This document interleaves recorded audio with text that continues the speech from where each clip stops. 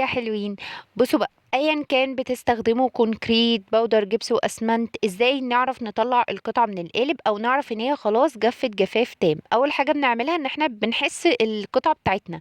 كل ما القطعه تكون لسه دافيه او لسه فيها درجه سخونيه كده، يبقى ما ينفعش ان احنا نشيلها. كمان لازم نتاكد ان القطعه بتاعتنا تكون صلبه، لان في قطع بتكون لسه طريه. فاحنا بنتاكد من الصلابه وبنتاكد من درجه الحراره. القطعه كل ما كانت بارده كل ما كده يبقى خلاص حان الوقت ان احنا نطلعها من القالب بتاعها.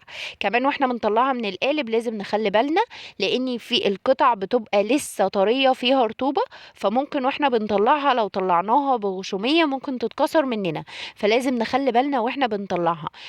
ونحاول دايما طالما قالب سيليكون نحاول ان احنا نوسع لها الاول مكان.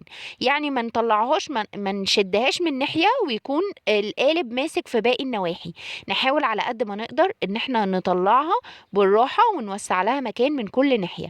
زي النهارده كده ما احنا بنطلع كده النجمه دي قصاد من النقوط، دي نجمه بحر وبيكون فيها اشكال في الجنب، بتبقى حلوه قوي في الكونكريت، وناس بتستخدمها كمان بيصبوا فيها شمع.